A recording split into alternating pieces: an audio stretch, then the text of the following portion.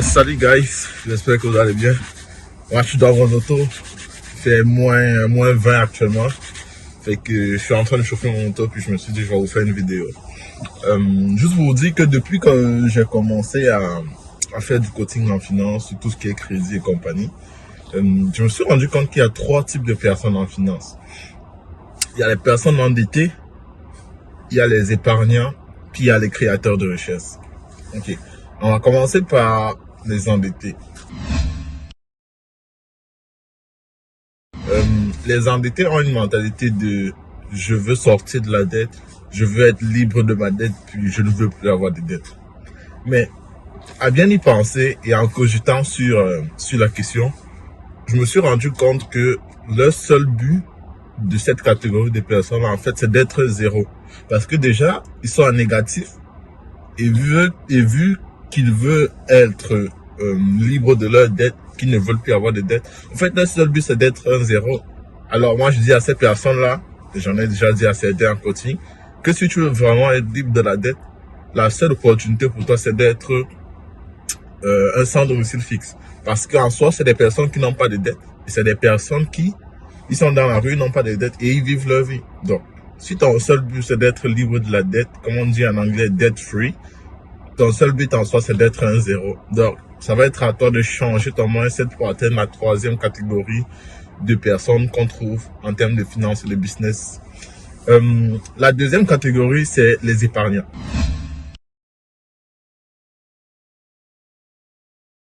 Les épargnants, ils sont mieux que les endettés. Pourquoi? Parce que eux, ils ont une épargne, mais ils ne capitalisent pas sur leurs épargnes et ils ne réinvestissent pas la chose pour que ça leur donne plus.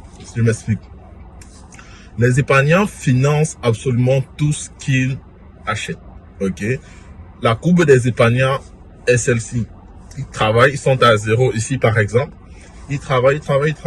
Dès qu'ils arrivent, je ne sais pas, à 100%, ils financent, mettons, une voiture. Ils vont acheter la voiture cash. Ils achètent tout en cash.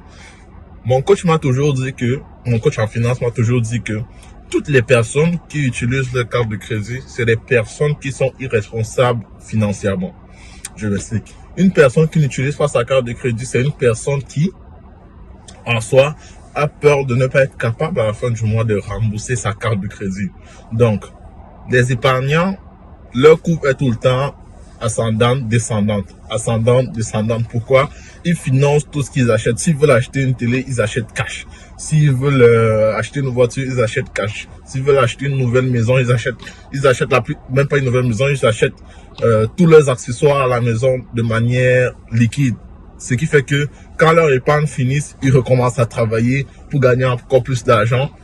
Ils échangent leur temps contre de l'argent en fait. Donc plus ils travaillent, ils dépensent.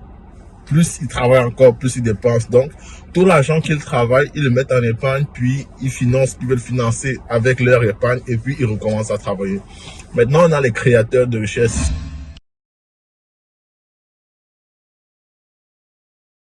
C'est là où on trouve les personnes qui ont ce que j'appelle le mental, ou bien le mindset du millionnaire endetté.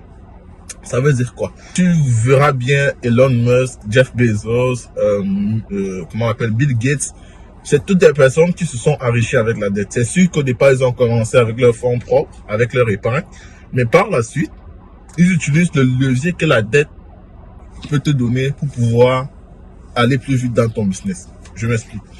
Si par exemple, tu as une épargne de 10 000 $, ok? Tu as une épargne de 10 000 $, tu ne veux pas toucher à ton épargne, tu t'envoies à la banque, tu demandes un prêt de 10 000 $, à un taux d'intérêt de 3%.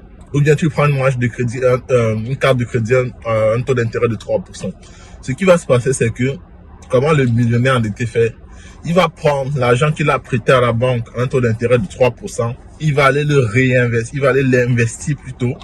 Et puis, généralement, quand une banque t'accorde un prêt, tu as un délai ou bien ce qu'ils appellent comment ils appellent ça, un délai de grâce. Tu as un délai de grâce d'à peu près 21 jours où on ne te charge pas les intérêts qui se sont accumulés. Donc, tu as le premier 30 jours qui va passer.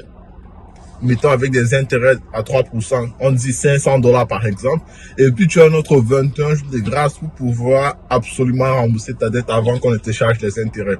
Donc, tu as 30 plus 21, ça fait à peu près 50 jours où tu auras $10,000 prêtés que tu vas pouvoir utiliser et pouvoir rembourser par la suite dans le délai de 50 jours. Alors que quelqu'un qui prend son $10,000 pour l'investir, il a de fortes chances de le perdre. Moi, en tant que millionnaire endetté, si je perds le prêt que j'ai eu à la banque, j'ai juste qu'à prendre le $10,000 que j'ai sur mon épargne et le rembourser. Mais si le business marche, j'aurai mes $10,000 en épargne plus les rendements que le business dans lequel j'ai investi avec le prêt que j'ai pris à la banque m'aura donné. Donc, c'est un peu ça la mentalité que tu dois avoir. Tu dois voir la dette comme un levier d'enrichissement, comme un levier pour te permettre de scaler ton business, comme un levier qui te permet d'aller plus vite. Mais pour ça, il faut se former mentalement parce que si tu t'en vas à la banque et que tu ne sais pas comment gérer la dette que tu as, tu vas avoir de sérieuses difficultés et tu vas arriver à un niveau d'avoir même la dette, mais tu ne vas pas savoir comment l'utiliser et sur quoi tu vas pouvoir cumuler encore des intérêts. Mais il faut se former pour savoir comment utiliser la dette.